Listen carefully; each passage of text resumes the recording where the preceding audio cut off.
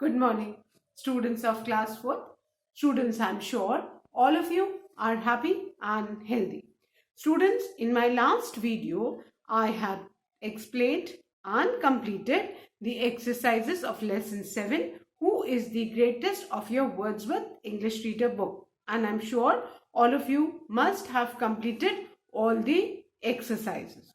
Now, children, today I'm going to start with Unit 14, Simple Present Tense of your English Grammar book. So, all of you, please take out your English Grammar book and turn to page 51. Children, please take out your English Grammar book, turn to page 51, Unit 14, Simple Present Tense. Students, in this unit, we will learn about the three tenses and revise simple present tense. We will also learn how to form negative and interrogative sentence in simple present tense. Now, students, you all know that tense means time. The tense of a verb tells us the time of an action or event, है ना? किसी भी sentence में tense किससे पता चलता है? उसके वर्ब से. और टेंस हमें बताता है कोई भी एक्शन या इवेंट कब हुआ है ना? एक्शन होने का टाइम हमको टेंस बताता है.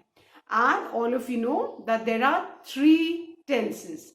There are three tenses. The first is the present tense. Now, जो अभी चल रहा है. Second is the past tense, yesterday, जो बीत गया है. And the third is the future tense, tomorrow, जो आने वाला है. Now, present tense, first वाला.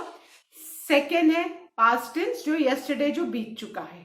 और future tense, जो आने वाला है, टुमारो, है ना? फॉर एग्जाम्पल, अभी आप क्लास 4th में हो, ये प्रेजेंट टेंस है. लास्ट ईयर आप क्लास 3 में थे, ये पास्ट टेंस है. And next year you will be in class 5, ये आपका फ्यूचर टेंस है. So there are three tenses. The first is the present tense, now. Second is the past tense, yesterday.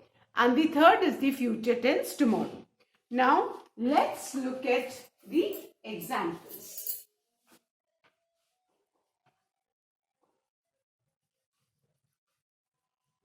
And the first example is Ritu studies with me. अब यहां ध्यान से देखो, ऋतु studies with me, है ना? अब ये स्टडीज क्या है? वर्ब है. स्टडी वर्ब में वाई हटा के IS लगा है. दैट मीन्स ये सिंपल प्रेजेंट टेंस में है. दैट मीन्स ऋतु मेरे साथ पढ़ती है. अभी ऋतु मेरे साथ पढ़ती है. This is in present tense. Then the second sentence is Ritu studied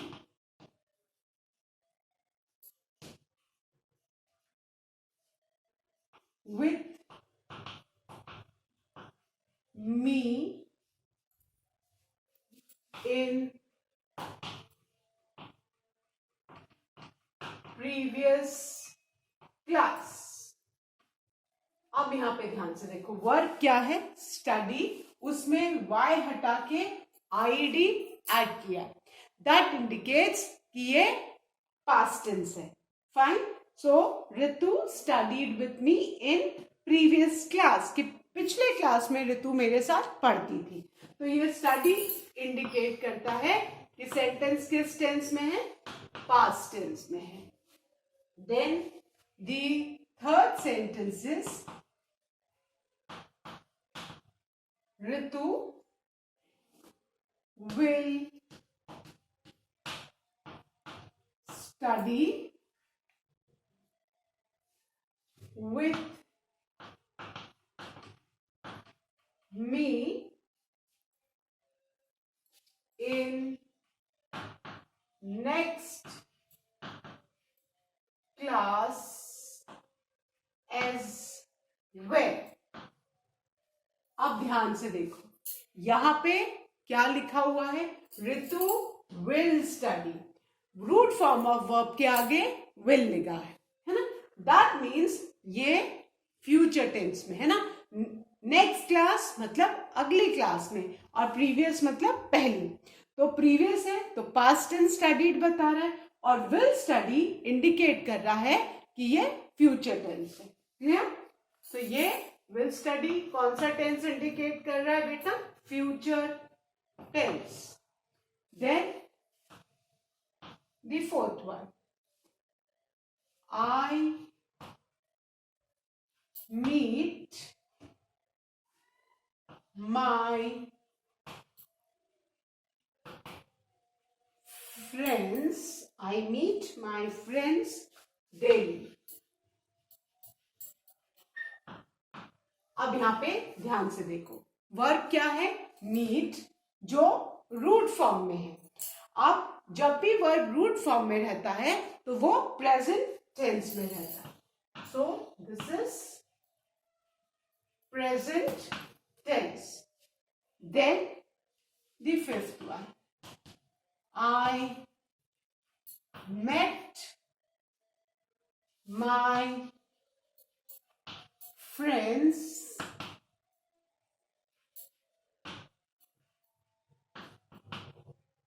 yesterday.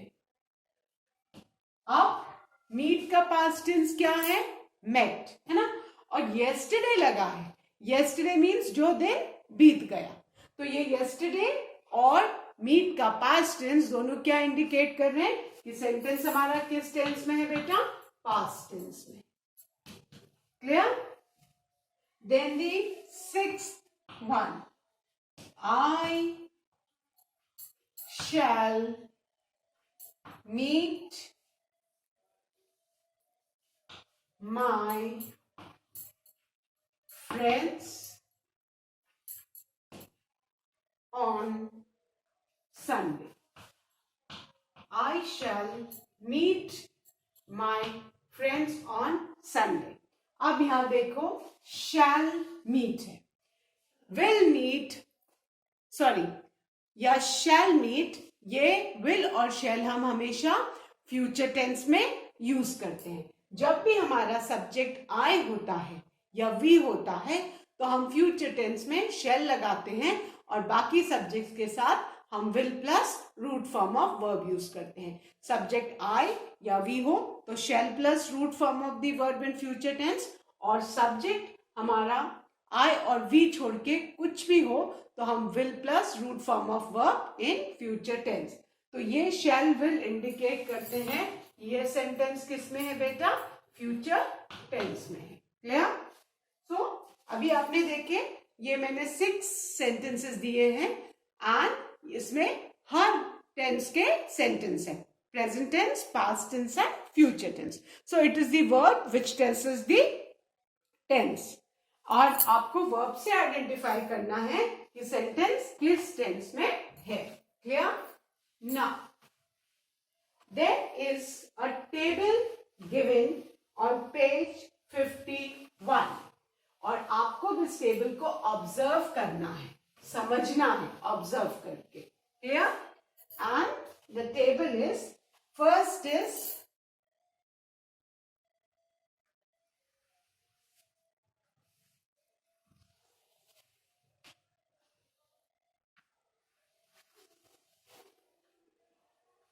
simple present tense.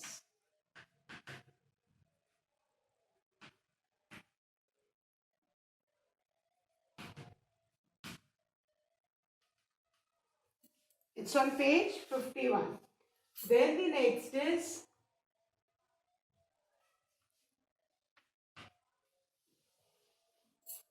simple past tense.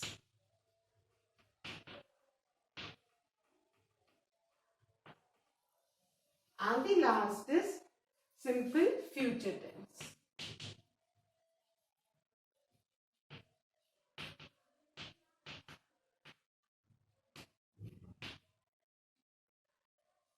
अब बेटा इसको आपको समझना है, ठीक है।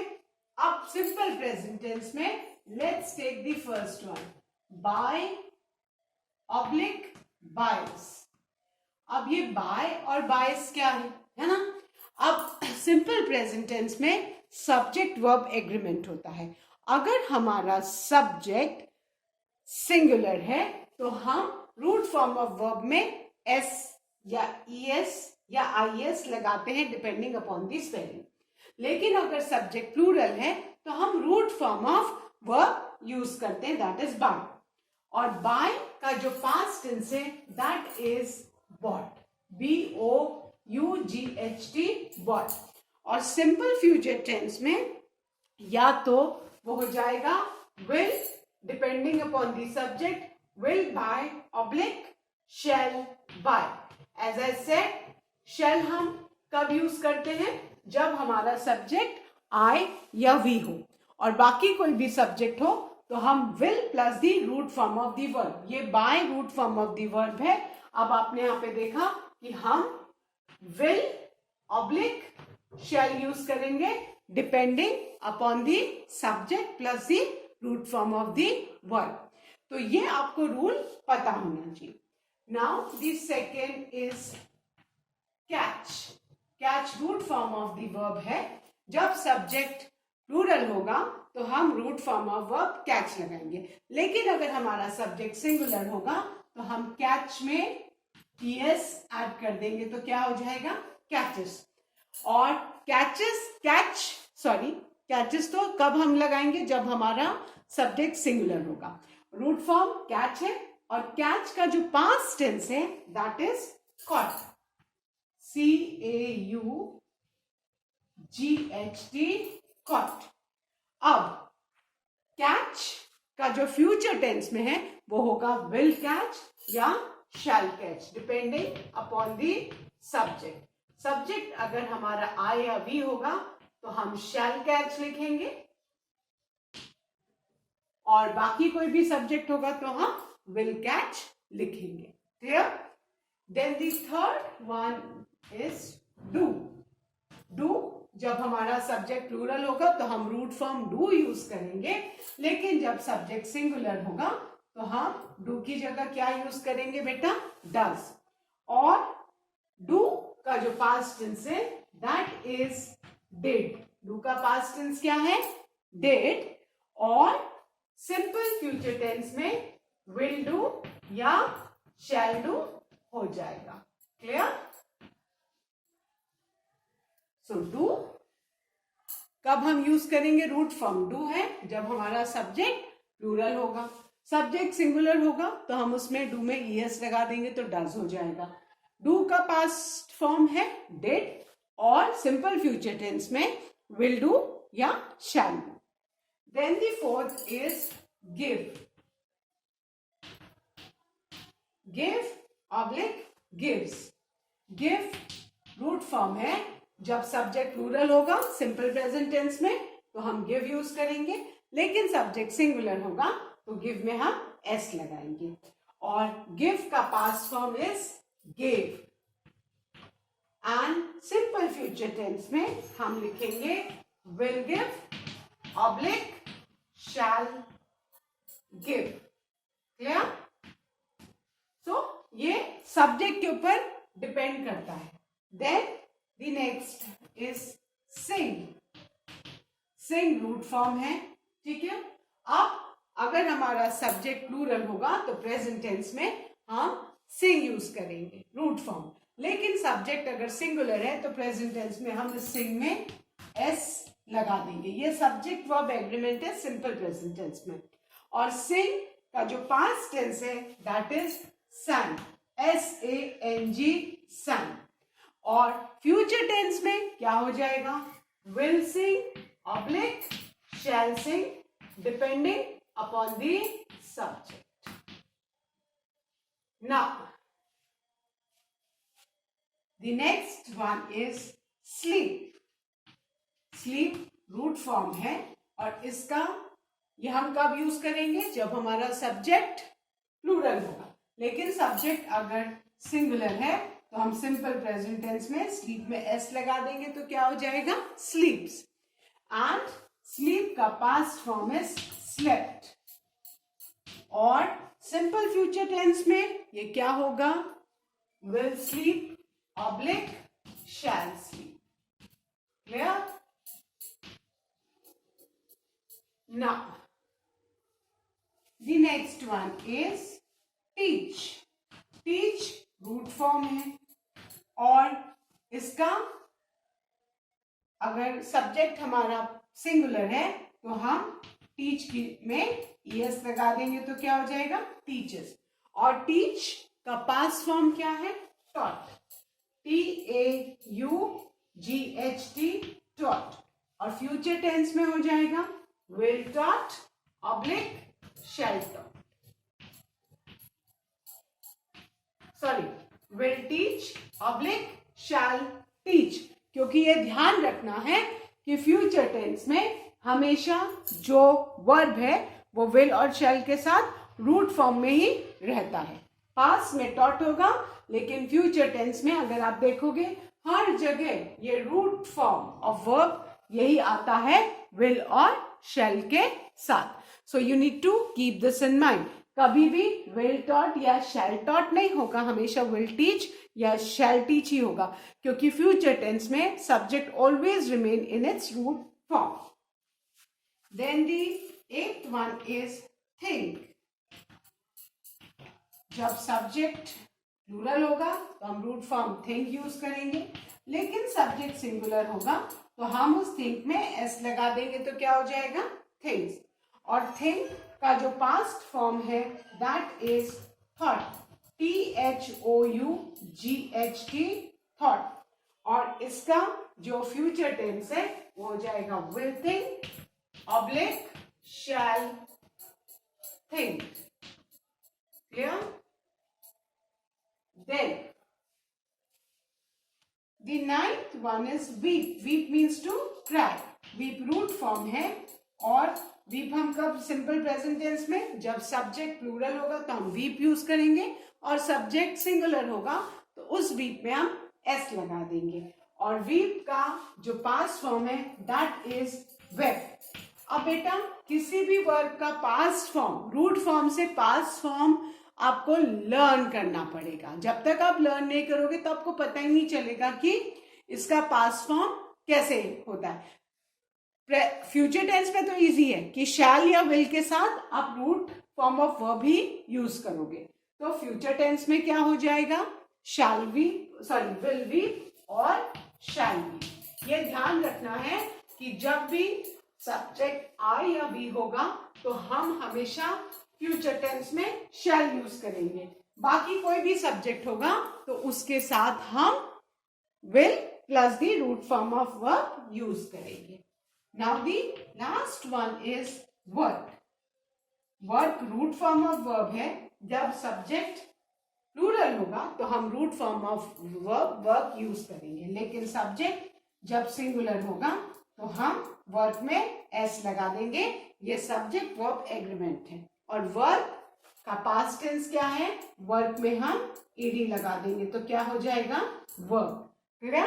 एंड सिंपल फ्यूचर टेंस में हम क्या करेंगे, विल ऑब्लिक शैल वर्क।